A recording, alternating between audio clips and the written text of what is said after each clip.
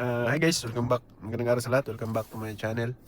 And today guys, may papakita lang ako konti yung short review ng Odrey dashcam after 4 months of use.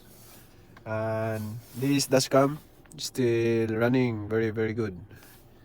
So today may ipapakita ko lang yung paano mag-retrieve ng recorded videos niya dito sa dashcam na to. So dalawang proseso guys. First one is going to remove this SD card and use PC or laptop to download the videos, access the files, recorded files. And the second thing is by using your cell phone only. It's very accessible. By pairing this Odrey dashcam to your cell phone. So ngayon, I'll show you how to access and download some recorded files on this dashcam. So okay guys, pakita ko how to pair and access the video files. Okay. First thing to do guys is we gonna long press this button, this one, to turn on the Wi-Fi of this Odrey cam. Oh, hindi pala yan. Switch pala ito. Yan. After that, we're gonna pair our cell phone to this. So let's gonna pair. So first thing to do is we're going here, settings, and then we're gonna look for the Odrey Wi-Fi. Why is not appearing?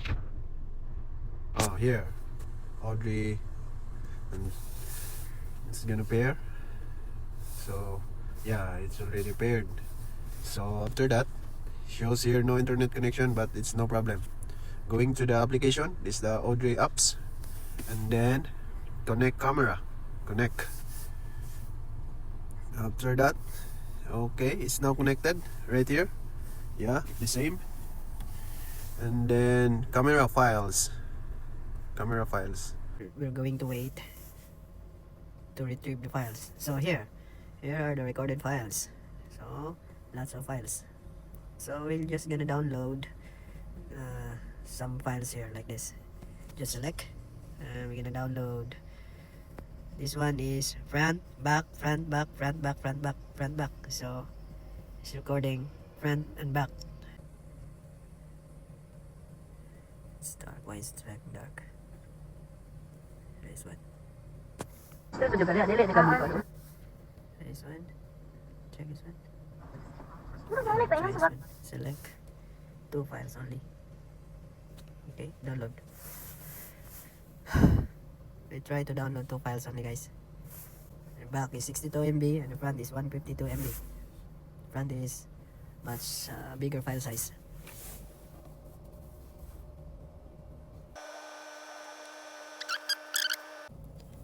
Okay, done. So we can also view here the downloaded files, and we can also view here in our photo gallery right here. Yeah. So, rula. What did I get rula? One man kayo tanaw no. This one. So, rula. Okay guys. What did I get rula? One man kayo tanaw no. And one thing, we can also format the the SD card to, we're going to try to format it to clear. So format left is 0.64 gig left. So we're gonna format this guys. Left, erase, yes, confirm.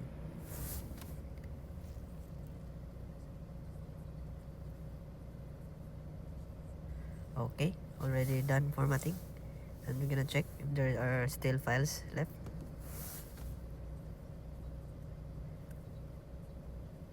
Oh, only 2 files today. Today is 5:42, so these are the new files already recorded. Now still recording. So that's it guys. After formatting, remember it's cleared.